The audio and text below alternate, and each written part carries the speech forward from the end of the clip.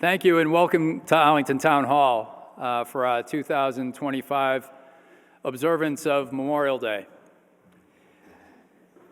I'll call this assembly to order. Memorial Day is a time when we honor the fallen, and we also honor those who have passed before who are special to us. So in calling to order, our first item of business is the presentation of the colors by the Arlington Police and Fire Honor Guards. I'd ask if you are able to please stand.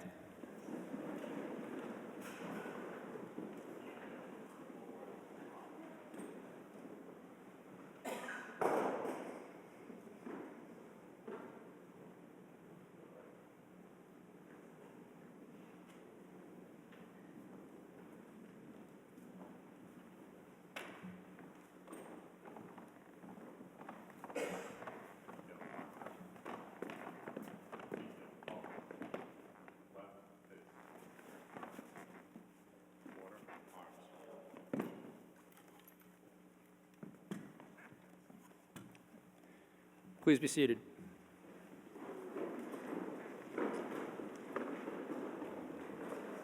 At this time, we invite the Boston Skyline Chorus to present our national anthem. Please stand.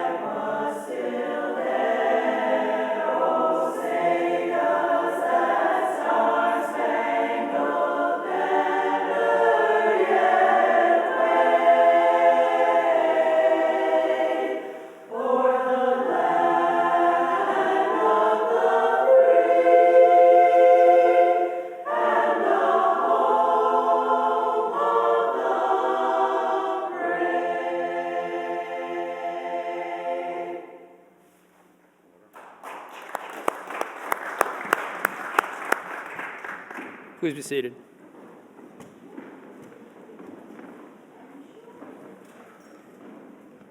Invite Father Mark Bishop, the pastor of the Catholic Collaborative Arlington, to open with a prayer.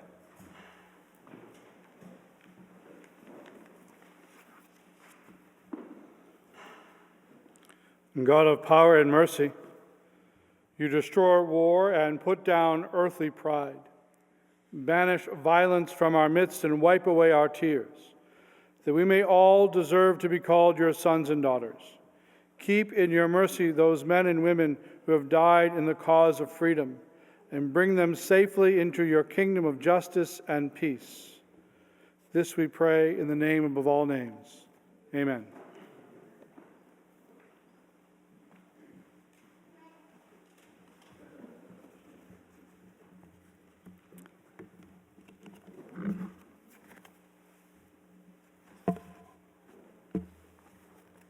Welcome again.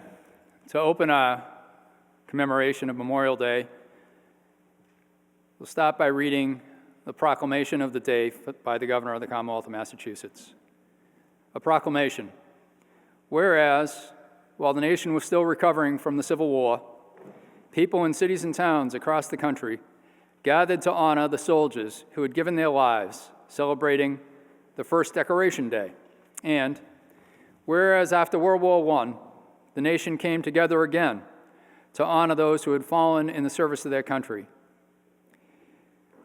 The last Monday in May became renamed as Memorial Day. It's when people remember and honor the memory of all the men and women who fought and died in all American wars and conflicts. And whereas, throughout our country's history, thousands of Massachusetts residents have fought in wars and conflicts to defend our safety and way of life. And whereas their legacy of patriotism and dedication to country is an inspiration to all Americans. And whereas it is appropriate that all Massachusetts residents remember the bravery of those who gave their lives so that their sacrifices serve as a reminder of the cost of our freedom. Now, therefore, I, Maura T. Healey, Governor of the Commonwealth of Massachusetts, do hereby proclaim May 26, 2025, to be Memorial Day, and urge all residents of the Commonwealth to take cognizance of this event and to participate fittingly in its observance, given at the Executive Chamber in Boston this 26th day of May in the year 2025, and of the independence of the United States of America, the 248th.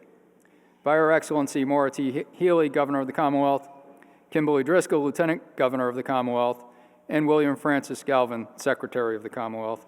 God save the Commonwealth of Massachusetts. As is mentioned in the Governor's proclamation, the celebration, the commemoration of Memorial Day began after the Civil War. And most historians trace that to May 5th, 1968. Back in the immediate post-Civil War times, the equivalent of what we know as Veteran Services Office organizations, the American Legion, the VFW, the Disabled American Veterans, and many others over the past decades. The largest one of those at the time was called the Grand Army of the Republic.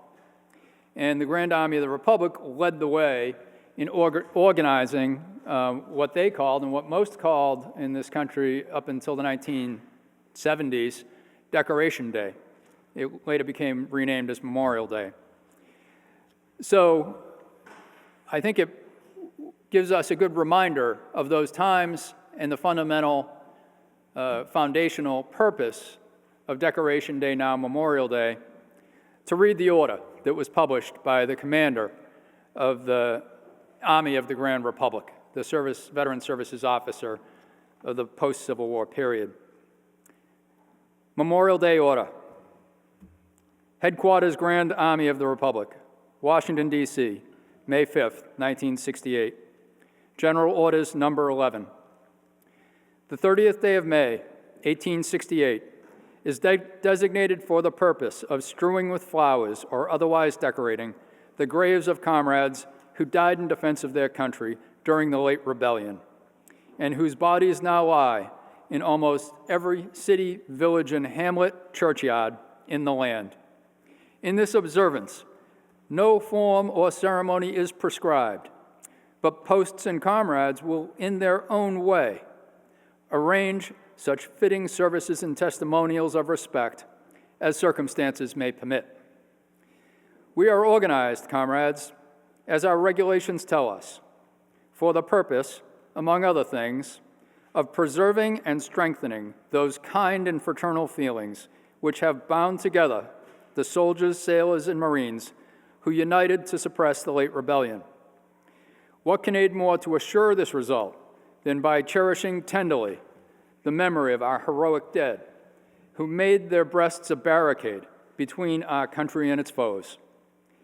Their soldier lives were the reveille of freedom to a race in chains, and their deaths the tattoo of rebellious tyranny in arms.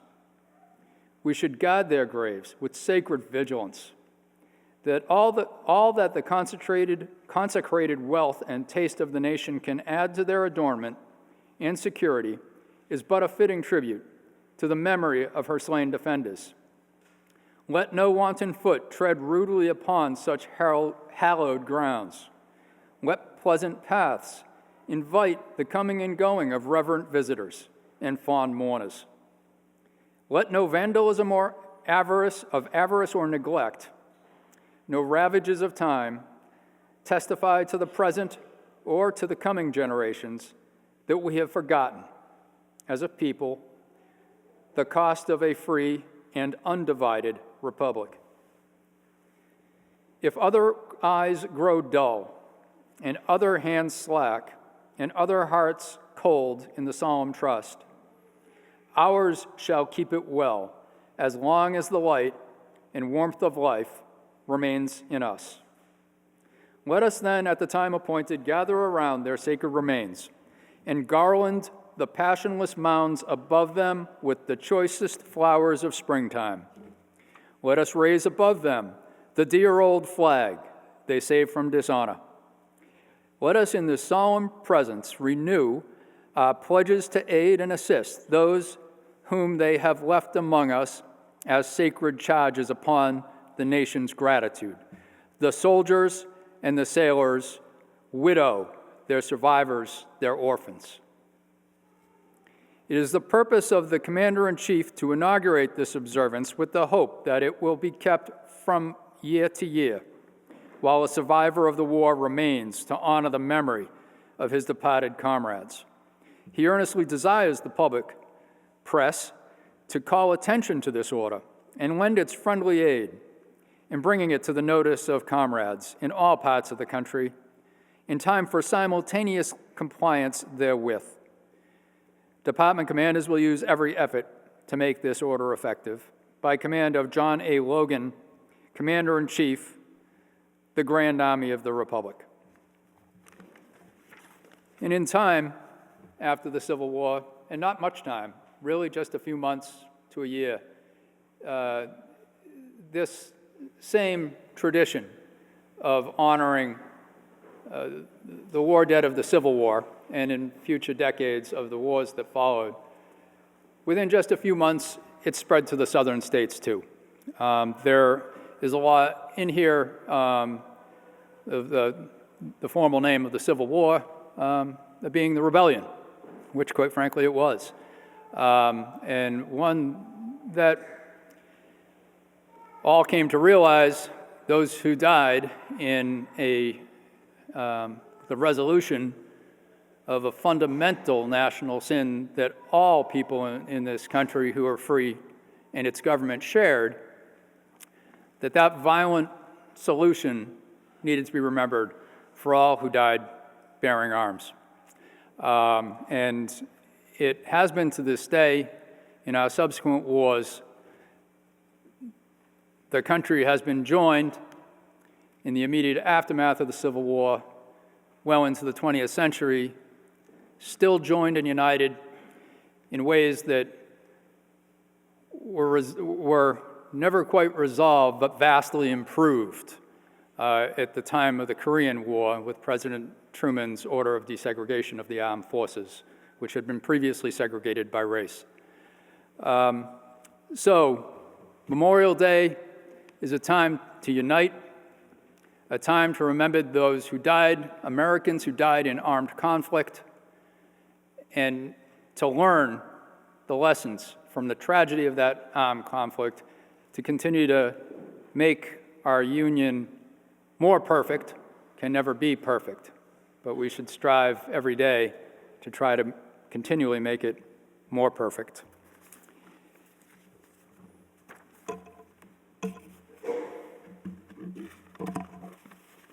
At this time, Arlington is very fortunate to have public officials elected and appointed who are very supportive of all of the spirit of General Logan's order, the spirit of always being vigilant, always maintaining memory, always reflecting on memory, always striving to be better and to continually advance the principles this country was founded on. And we're privileged today to be joined by our public officials who always come forward on these commemoration days to share some brief reflections with us. They are our public leadership, and it's not everywhere that is so fortunate to have them wanting to participate in that spirit. So at this time, I would invite Diane Mahan, the chair of the Arlington Select Board, to come forward with remarks.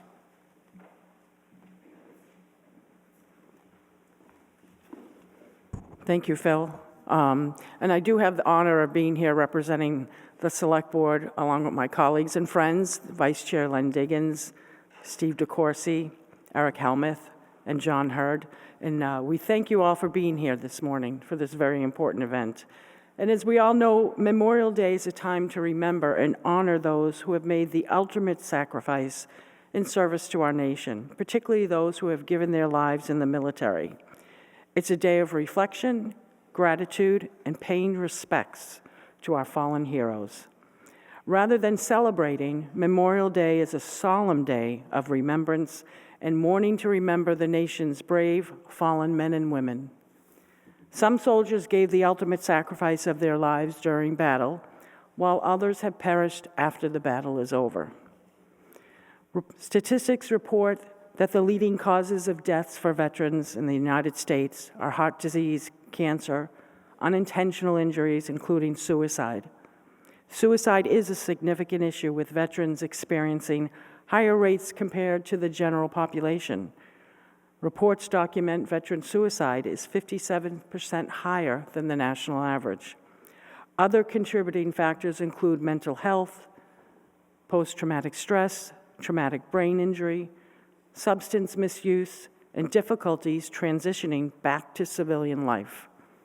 We need to be supporting our veterans by acknowledging all their sacrifices. We need to thank them for their service, not just on Memorial and Veterans Day, but every day that we can. And we need to engage in conversations about veterans and their needs and encourage them to learn about resources and supports available to them. A great and best place to start here in Arlington is by speaking with our Veteran Service Director, Phil McGovern. And as always, any member of the Select Board, myself, Len, Steve, Eric, John, are always available for any help we can provide. So as we leave Town Hall today and proceed on with the remaining Memorial Day's observances, we will pass by our flag, which flies high every day in front of Town Hall. And we must always remember that our flag does not fly because the wind moves it. It flies with the last breath of each soldier who died protecting it. Thank you and God bless.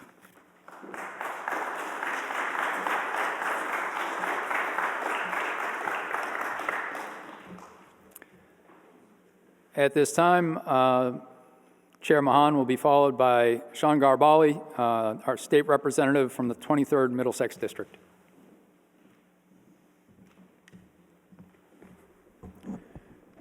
Good morning. It is an honor of mine to be able to join all of you this morning and our fellow citizens in every zip code across this country to honor those who have paid the ultimate sacrifice. First, I would like to thank you, Phil McGovern, our Service Veterans Officer, who does an incredible job advocating for the veterans of this community. I also want to thank the Arlington Veterans Council for the great work that they do every single day supporting our veterans here in Arlington. Members of our Gold Star families who are here, thank you. Our public employees who have also worn the uniform. I see many of them up here as well. Thank you for your service. And to all of our veterans who have served this country. You know, I think about today and what it means. I think about Veterans Day, and I think about how ordinary citizens reflect on the importance of these observances. And if you're ever on social media during these days, you will see that many of our citizens will post about how this day is important to them by honoring their own veteran, their parents, their grandparents, their children who have served this country. And that is something we do on Veterans Day, and it is something that we do throughout the year and even today to honor our veterans. And as the Select Board Chair Mahan mentioned so articulately, we have veterans coming back needing serious services. So Veterans Day today and days throughout the year are also a call to action on how we can support our veterans when it comes to housing, when it comes to employment, when it comes to mental health services, addiction services, homeless services, to support our veterans. And these are conversations that need to happen throughout the year. But that's a little different than what today is about. It is important to honor our veterans today, but today is specifically about honoring those men and women who did not come home, who paid the ultimate sacrifice for this country. And it's important to try to put that into perspective. And it's not easy, because it's not necessarily our loved one service that we're honoring. We're honoring, in many ways, unless you're a member of a Gold Star family, a stranger. Think about it. Someone who is not that much older than a young person about to graduate from Arlington High decided to enlist, or was drafted, to serve our country, to put everything on hold, their happiness, their future plans, their family's happiness and their future plans, to fight for an idea that America is worth fighting for and worth dying for. It is a sobering reminder of what's at stake, and that's what Memorial Day is all about. It is honoring those men and women who have paid the ultimate sacrifice. And we may never know their names. And even if we do, they certainly will not know ours. But they know that their service was critically important, because that's what America stands for. Thank you.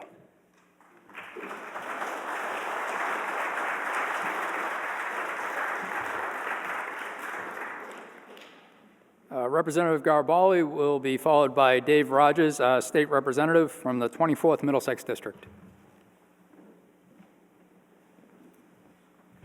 Well, good morning, everyone. It is an honor to be here, and wish you a happy Memorial Day. And as my colleague in the legislature said, I want to thank Phil for his amazing service as the Veteran Service Officer, and of course the Veterans Council.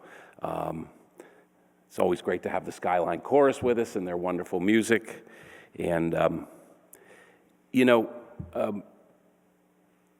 the way I sort of think about veterans, Memorial Day these days, is stories from people I've known in my life. And I had a good buddy in high school, a guy named Alex Stern, funny, smart. He's always had a book in his hand. He was also a little crazy. His hair was halfway down his back, which was against school policy. But I gravitated toward him because he just had an amazing personality, and he was a lot of fun to be around. And most of us went on to college, but Alex joined the Screaming Eagles, the Airborne Division. And I was surprised because Alex was, he seemed more intellectual. Like I said, he always had a book in his hand, and I thought, well, he'd probably go to college. But he wanted a different life. He wanted to try something different and unique and new to him. And so I stayed in touch with him, and then one day my phone rang. I was at college, and my other friend said, "Did you hear about Alex?" I said, "No." And his plane went down, and he died. And it really, there aren't any words. I can sit here and ramble on, but there are no words to describe that feeling. He'd been on a peacekeeping mission in the Middle East, and he was on a transport flight, and it crashed. It was major news at the time. It was front page in the New York Times. But I just think of someone like Alex who was so full of life. He was brilliant. He was interesting. He was fun, and just a cool guy. And I think if any of you met him, you'd like him too. He's just had that thing about him that made people like him. And so I think of him today, and the level of sacrifice, we all make sacrifices in different ways in our lives for our families, for our jobs, but none of us can even fathom the sacrifice that the people make in the military and their families. And I also think, and I'll conclude with this, of a story which I've told before here, and apologize for repeating it, but I think it bears repeating, and that's my mom was once in a terrible accident, and she had to be flown on a helicopter to trauma surgery, and she barely survived. She was in intensive care for almost 2 months, which the doctor said, that's extraordinary. Usually you come here for 48, 72 hours, you make it or you don't, but she was there a long time. And I got really friendly with one of the trauma surgeons, and he was board certified in 3 specialties, which I guess is a big deal in medicine if any of you are doctors. He was like a pulmonologist and a trauma surgeon and one other one. And I was in the hospital almost every day visiting my mom, so I got to know him pretty well, actually. I talked to him a lot, and he's such a great guy, and really, despite being incredibly accomplished, here he is, the trauma surgeon, apparently famous in medical circles. He couldn't have been more down to earth and funny and friendly, and very attentive to our family. He knew we were all traumatized. We were all so stressed out, and he would come around and talk to us and make us feel better. And he was also in the Army, and he was deployed to Afghanistan and at a forward operating surgical base when a shrapnel of a bomb went off and killed him. And I just think also of the people willing to step up and serve. Think of this guy. He had a comfortable life, no doubt made a very good living as a trauma surgeon. He had 3 kids. And we have people like this willing to go and serve on our behalf. And it's extraordinary. It's what makes this country extraordinary. And I think of people like my friend Alex and Dr. Pryor today.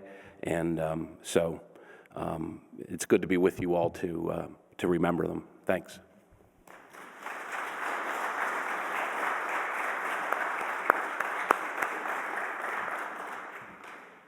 And now Representative Rogers will be followed by Christine Bongiorno, Deputy Town Manager for Operations, on behalf of Jim Feeney, who was not able to join us today.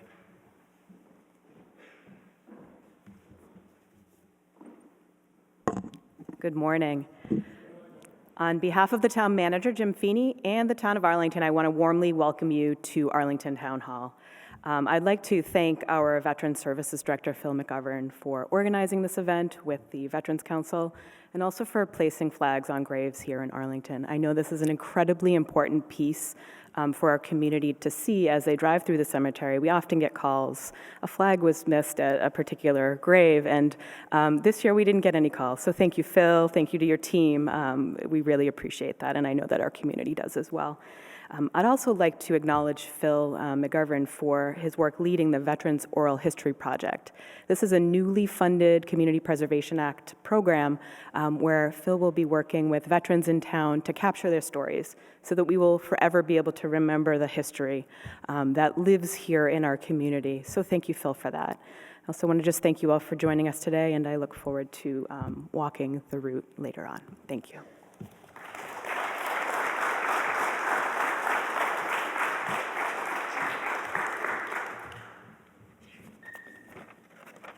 Well, thank you to our public officials for such important remarks, completely in keeping with the nature of the observance today. I appreciate it very much. And now we turn back to the Boston Skyline Chorus to share Let Freedom Ring.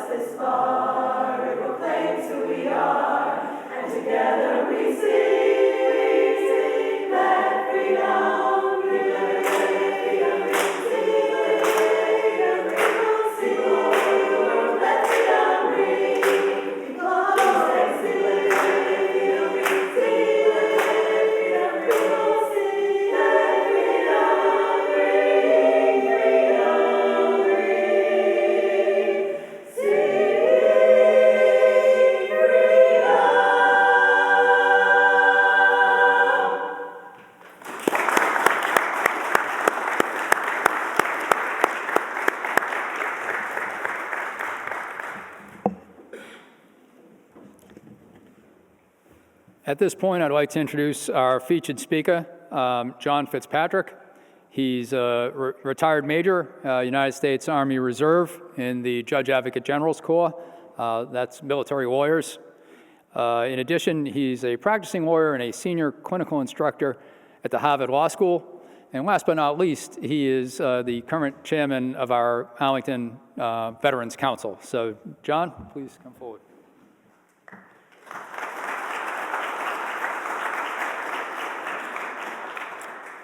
Thanks very much, Colonel. And good morning. As you just heard, my name is John Fitzpatrick, and I'm the chair of our town's Veterans Council. Thanks to all of you for turning out today to take some time to honor our departed veterans. You're bearing witness to their sacrifices by your presence today is deeply appreciated. To capture some of the spirit of today's holiday, and especially the feelings of many veterans of the Iraq and Afghan wars, I'll read from an opinion piece titled "Why We Died: Political Validation for Veterans." This column was written in 2014 for a military journal called War on the Rocks.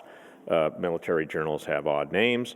By a young Georgetown University undergraduate student named Thomas Gibbons Neff, who had just finished his service as a Marine Corps infantryman before attending college. Mr. Gibbons Neff, a twice-deployed Afghan combat veteran, would later graduate from Georgetown and distinguished himself as a war correspondent for the New York Times, for which he still writes today. I have severely abridged and shortened the content while still trying to retain its central points. And he writes as follows, back then as a young veteran at that time. There are questions that come at parties, questions that I try and avoid, but I know in the end it's impossible. Someone finds out about my time in the service, or maybe I tell them just to get it over with. "Oh, Afghanistan," they'll ask. They put a finger to their lips, maybe stare at a wall, searching for a socially acceptable question that always hinges on the amount they've had to drink. No matter what they ask, I have my scripted answers ready. How was it, they ask. Hot, I always say. What's Afghanistan like, they always ask. Think of the Bible and add a few 1992 Toyota Corollas and some tractors, I always say. Do you think you made a difference, they always ask. This is by far my least favorite question. Sure, I'll answer, because it is a question I've forbidden myself from indulging, and I'll wave it off. Sadly, with our foreign policy failings of years past and no happy ending in sight for Afghanistan, it looks like my generation of veterans will have to find a way to be satisfied with the knowledge that our brothers and sisters in arms died for us and us only. 9/11, the American way, freedom and baseball gloves. I honestly cannot say my friends died for that.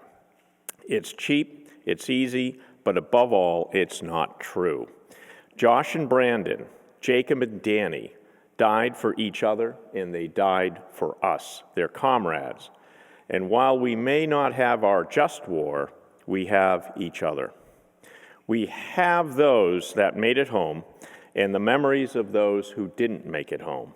And if we don't come to terms with the fact that political validation of our friends' deaths is never coming, and that each other is all we've got, then I don't know how we, as a generation of returning veterans from Afghanistan and Iraq, will collectively be able to get out of bed each morning.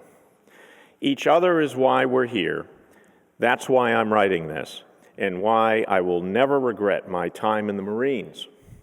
People ask if I do it all over again, and I never hesitate. Of course I would.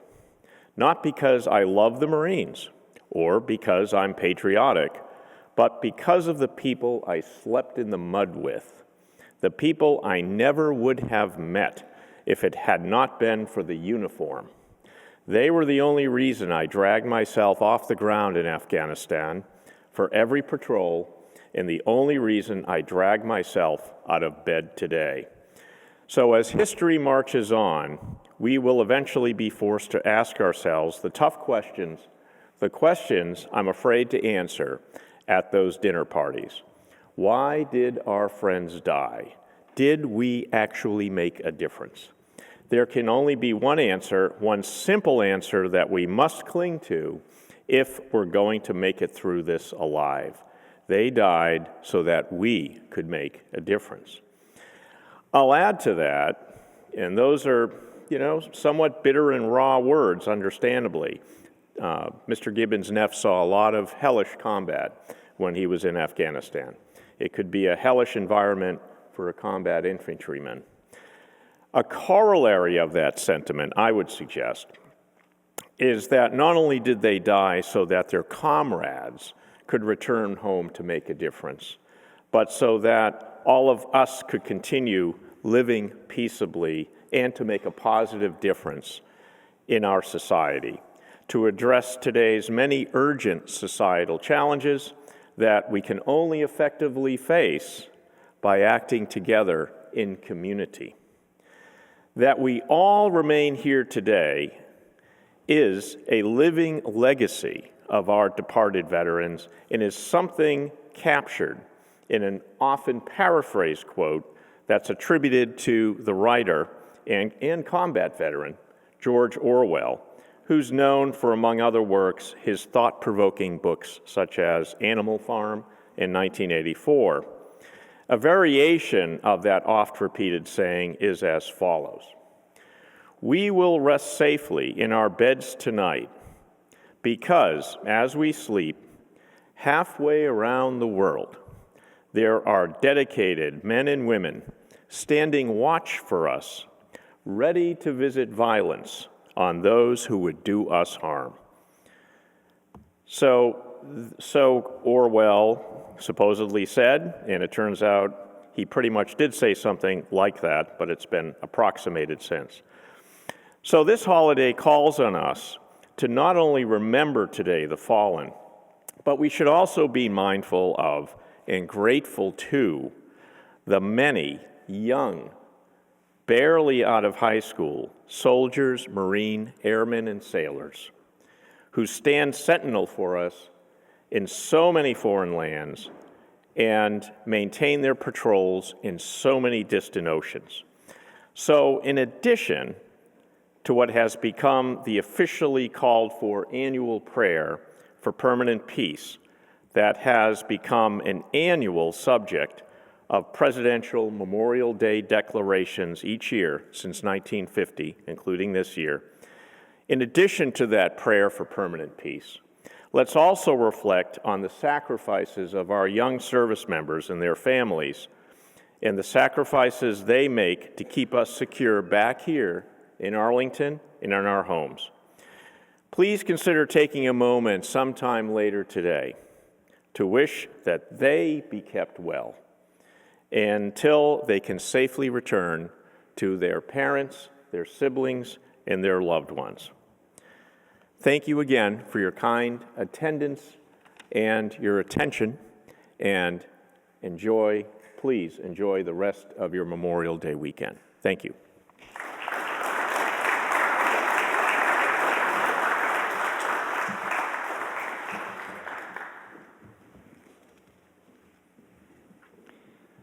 Well, thank you, John, and thank you again to all of you for joining today in this observance of Memorial Day.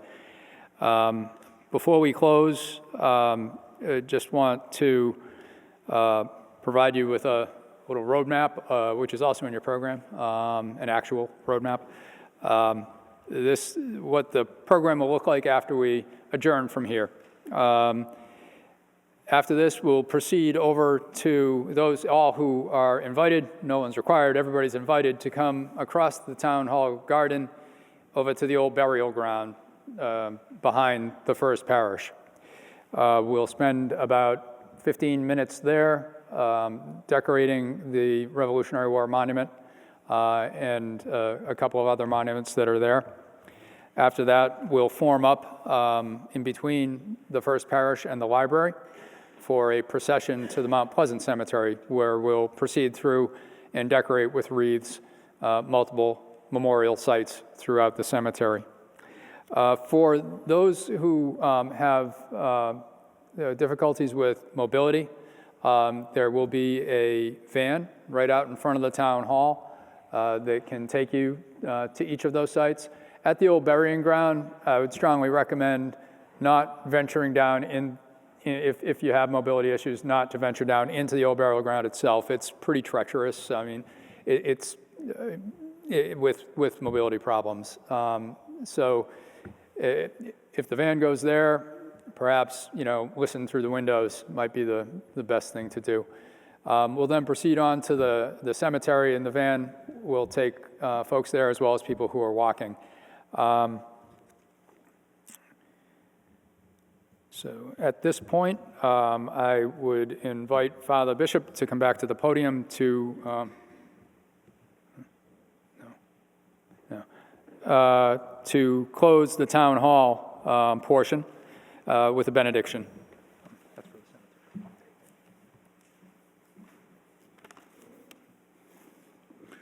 Let us pray a prayer.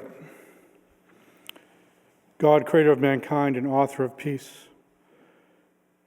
as we are ever mindful of the cost paid for the liberty we possess, we ask you to bless the members of our armed forces. Give them courage, hope, and strength. May they ever experience your firm support, gentle love, and compassionate healing. By their power, be their power and protector, leading them from darkness to light. To you be all glory, honor, and praise now and forever. Amen.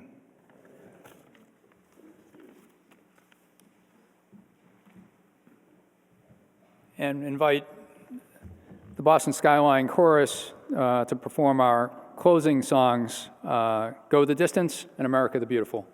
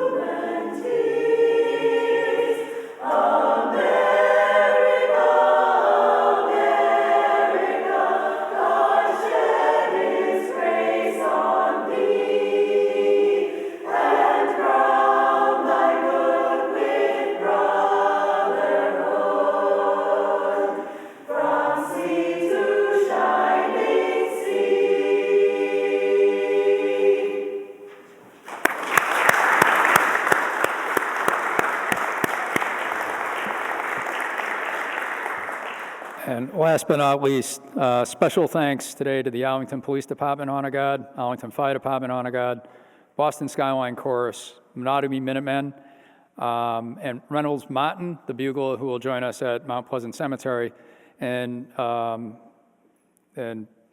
last and not in the least but least, the citizen volunteers who placed flags on graves at Mount Pleasant Cemetery over the past 3 weekends, including the Arlington Catholic Boys Lacrosse Team, Arlington Girl Scouts, American Legion Post 39, and Veterans of Foreign Wars Post 1775. At this time, I would call on the combined Arlington Police and Fire Honor Guard to retire the colors. Please rise.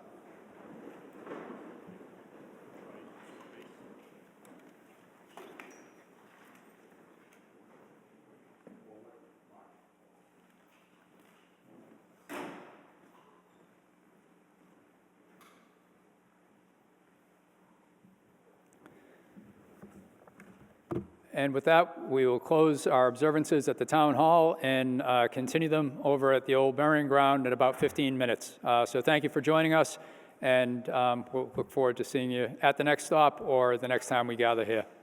Thank you.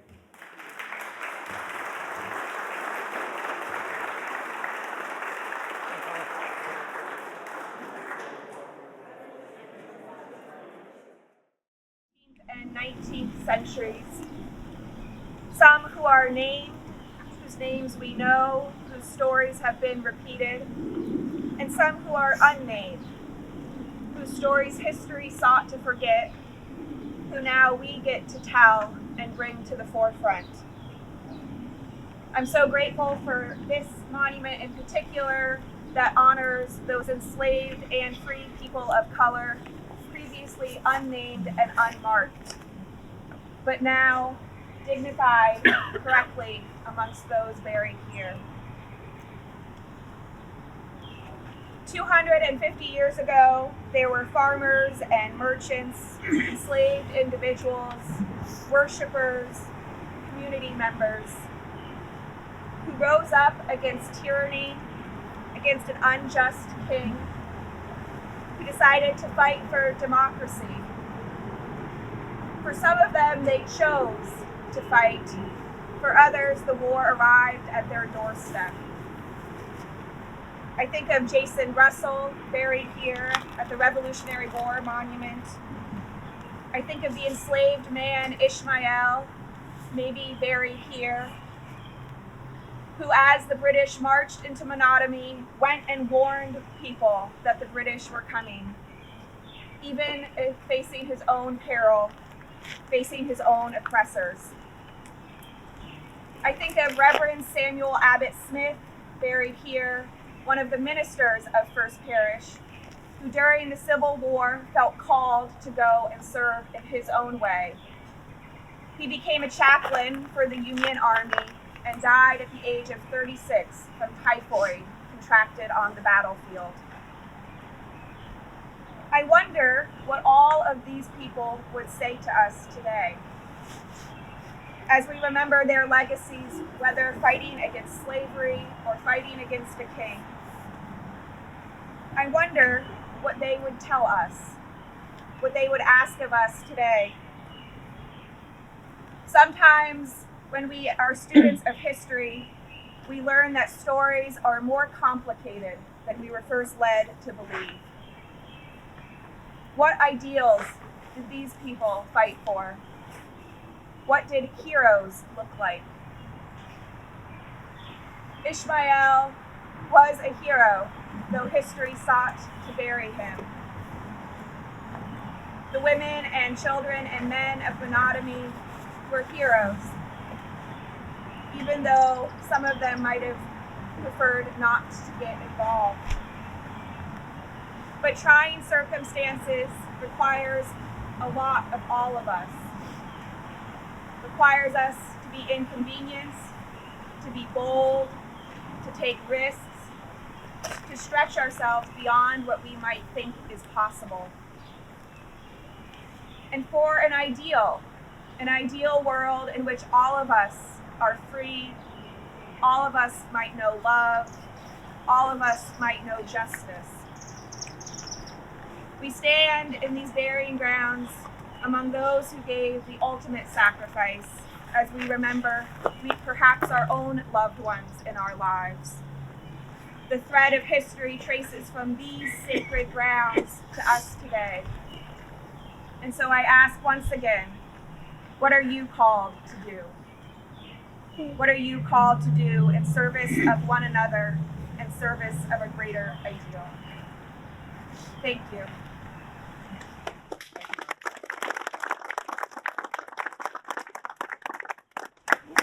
At this time, I would invite 3 members of the First Parish Unitarian Universalist congregation, who we've identified already, to come forward to place wreaths at 3 monuments. The first being the obelisk of the American Revolutionary War. So if we could clear from in front of the Revolutionary War monument. The second being the grave of Reverend Smith, who Reverend Erica just mentioned, who was a Union Army chaplain who ministered to the sick in the Civil War. And the third at the memorial stone over the graves of people of color, enslaved and free, from the colonial and the early constitutional periods of our country. So you come forward and place those wreaths.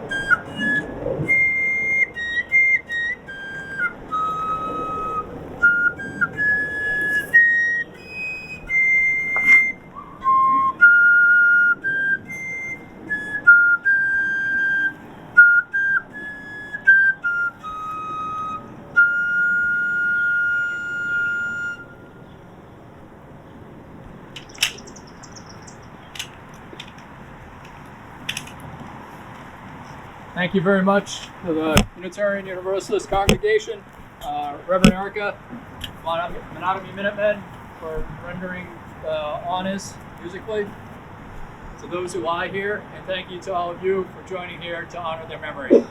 At this point, I'd invite everybody to gather up between the First Parish and the library so that we can get ready to begin our procession over to Mount Pleasant Cemetery. I would ask both the color guard of the veterans to take first place in line, and the gathering, the police and the fire color guard to fall in right behind them, and for the rest of us to fall in behind them. Thank you for coming.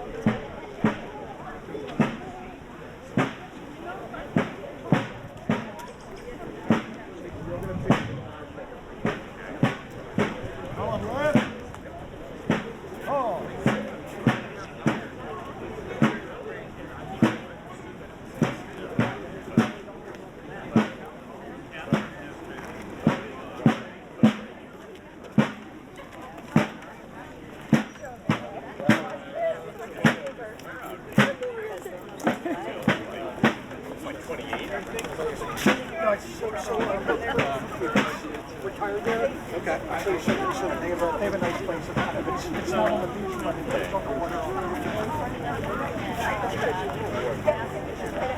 You're a basketball player.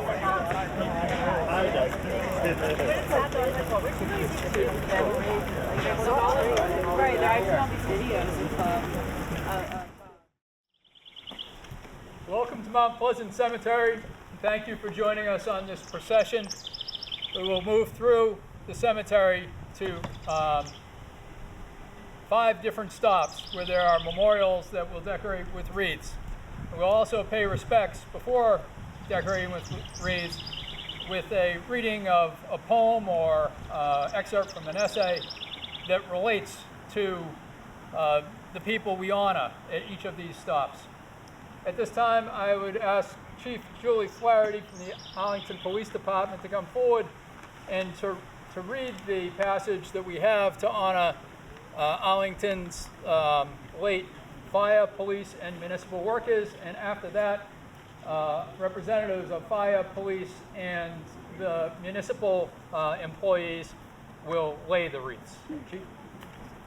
Memorial Day is a time to remember. Let us remember all of the Arlington firefighters, police, and town employees. These people are the glue that make Arlington such a great and safe place to live. Thank you all for your untiring service to the people of Arlington. And now I would ask the representative of the police department, the fire department, and public employees to come forward, get a wreath, and place it on the respective monument.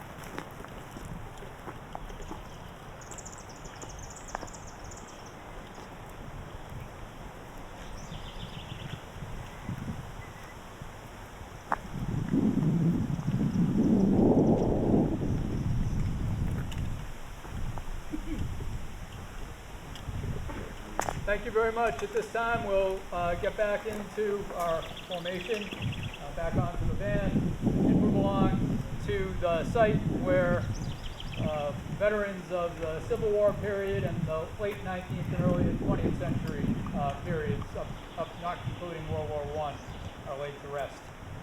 So we can form back up, and then we'll be on our way.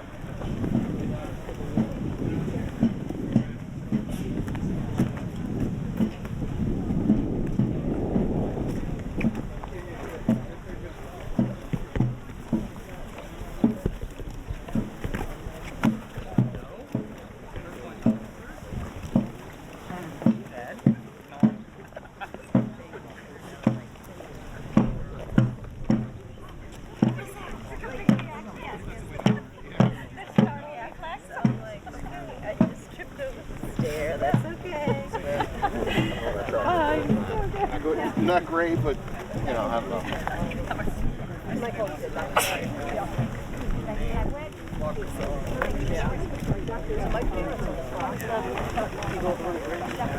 and then you go over the bridge and you go.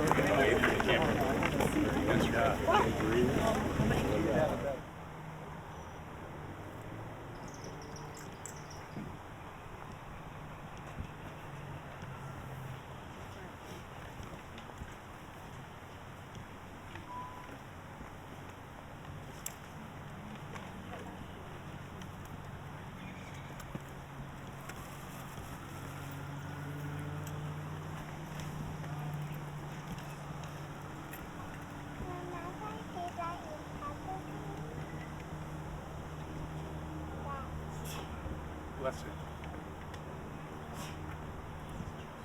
This is the site where Arlingtonians who served in the Civil War, wars of the late 19th century, early 20th century, are laid to rest. Fire Chief Kevin Kelly will read a poem in honor of them.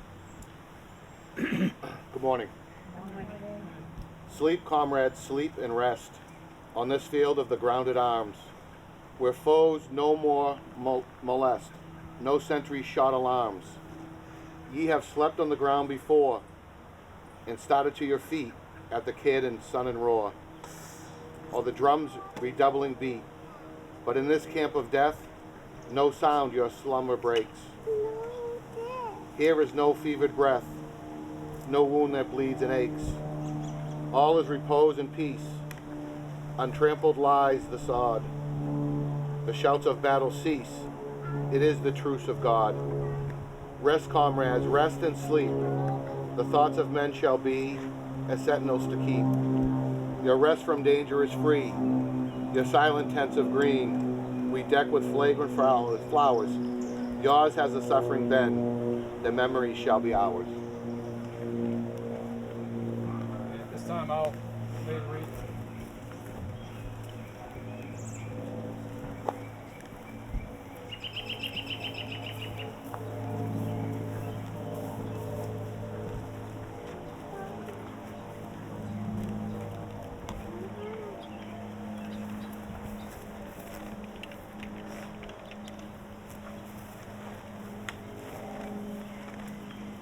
This time, I'd ask everybody to reform into our procession.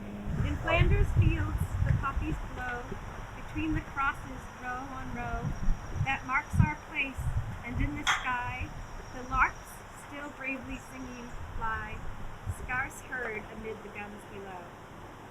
We are the dead. Short days ago, we lived, felt dawn, saw sunset glow, loved and were loved, and now we lie in Flanders fields. Take up our quarrel with the foe, to you from failing hands we throw, the torch be yours to hold it high. If you break faith with us who die, we shall not sleep, though poppies grow in Flanders fields. At this time, I'll lay a wreath at the World War I Memorial.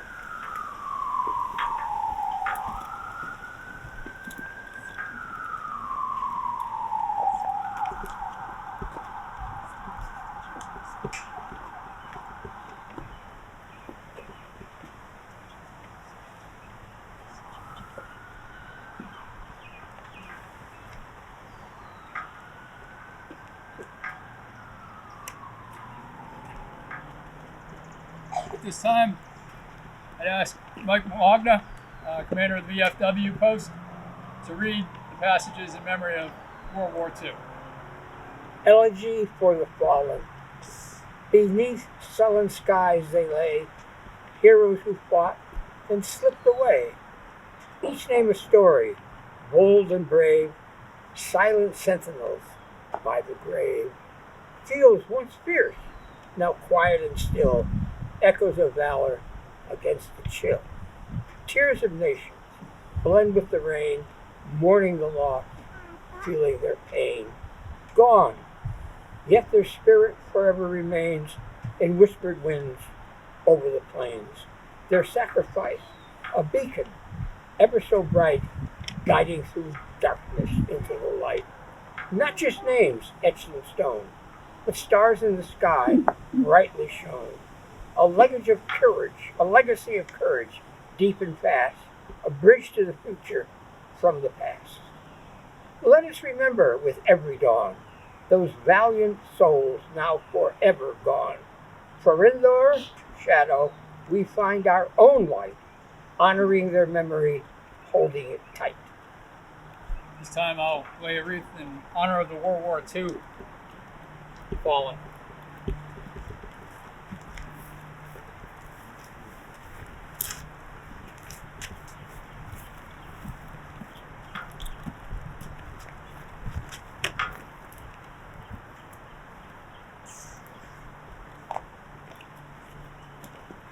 And invite Anne-Marie Russo to read the passage in honor of those who served in Korea. We didn't do much talking. We didn't raise a fuss, but Korea really happened. So please remember us. We all just did our duty, but we didn't win or lose. A victory was denied us, but we didn't get to choose. We all roasted in the summer. In winter, we damn near froze, walking back from near the Yalu with our blackened, frozen toes. Like the surf, the Chinese kept coming. With their bugles in the night, we fired into their masses, praying for the morning light. All of us just had to be there, and so many of us died, but now we're all but forgotten. No one remembers how we tried. We grow fewer with the years now, and we still don't raise a fuss. But Korea really happened, so please remember us. And we will do just that in laying a wreath for those who served in Korea and lie here.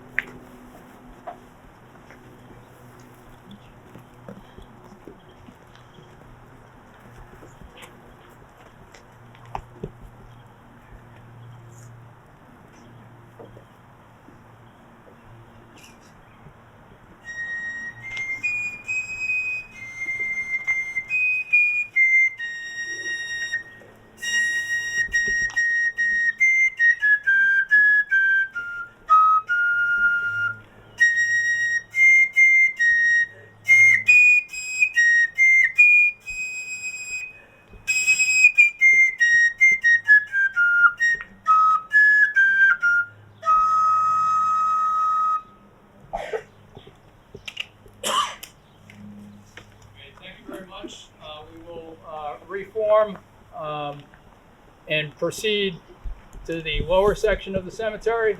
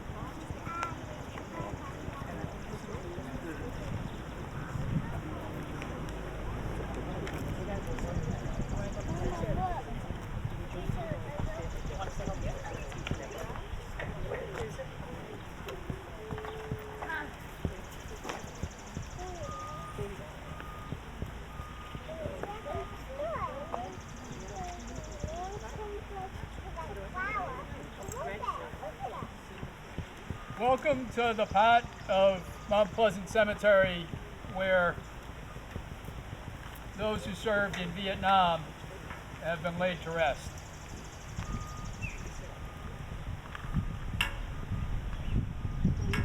I'll read a passage in their honor. I turned back for one last look as I boarded the plane. It was a place I was sure I would never see again.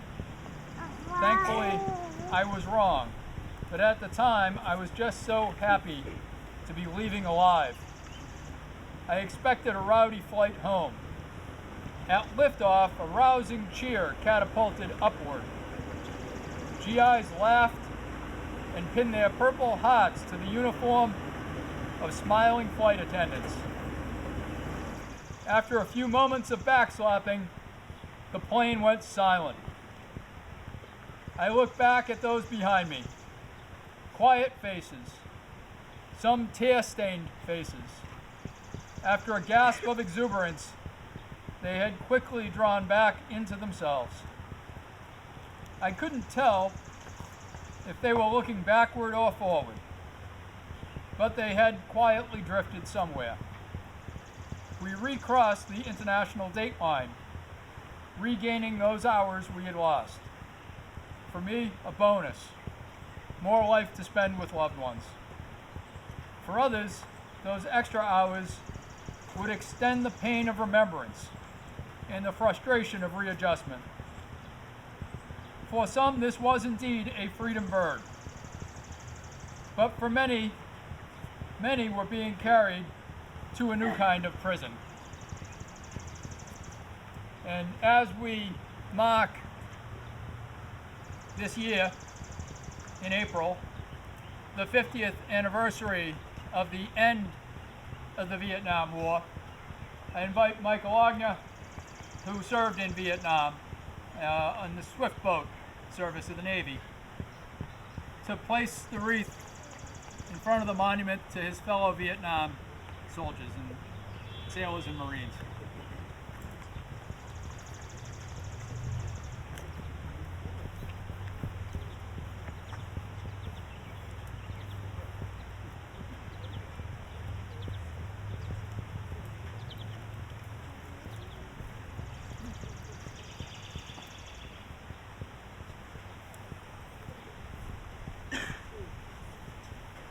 Thank you, Mike. Thank you, Colonel. And sorry for neglecting to mention the Air Force as well. The heroic service in Vietnam. Great cost. At this time, we'll regroup into our formation and proceed backwards over to the far corner where you see the flagpole. And that is the memorial to the post-Vietnam Wars, really.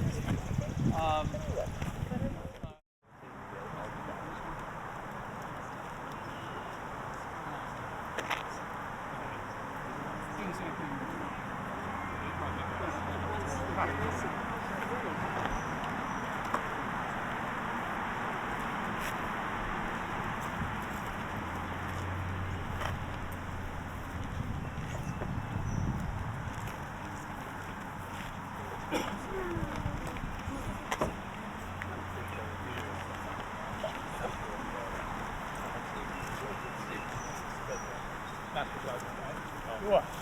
Yes, sir.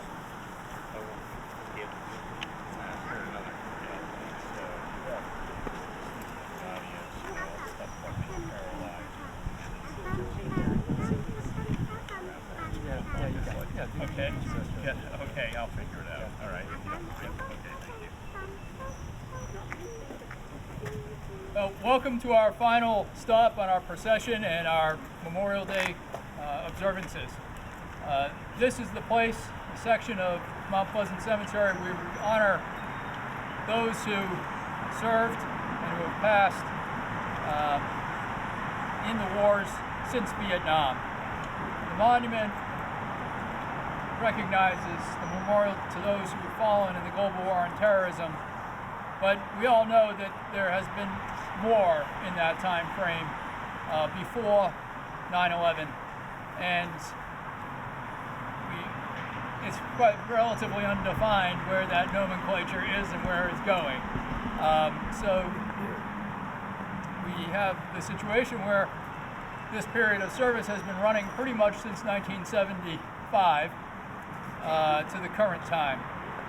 And we remember all those people. We have, I mean, as an example, in Section W, there is a Navy SEAL buried who was killed in action in Panama, which happened in 1989, 2 years before the Gulf War in 91. So here we remember all those who have served in and are now deceased after serving in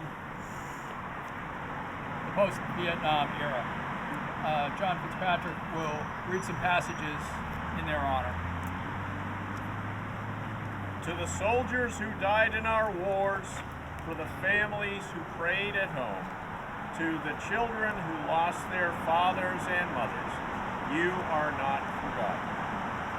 To you who believed in your country or died for the sake of another, to those who fought for freedom, you are not forgotten. To those who fought for a victory, you are not forgotten. Thank you.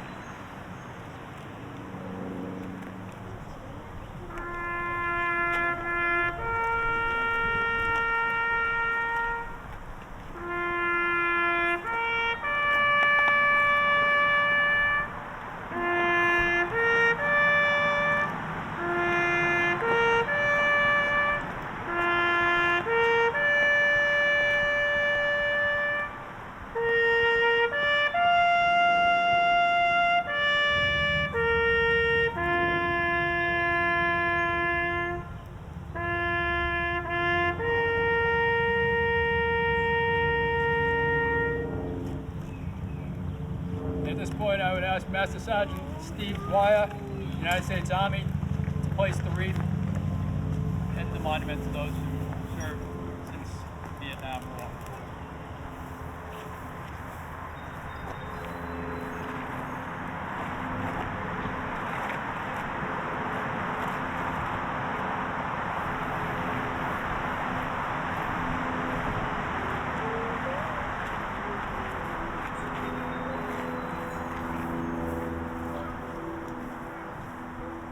Thank you very much for joining us here today in a solemn but meaningful commemoration of those who have passed, those who served, risked their lives, gave their lives for our country. So thank you very much. Our observances are now concluded.